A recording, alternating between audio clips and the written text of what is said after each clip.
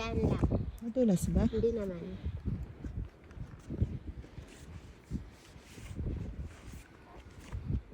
Okay, sige. Okay na?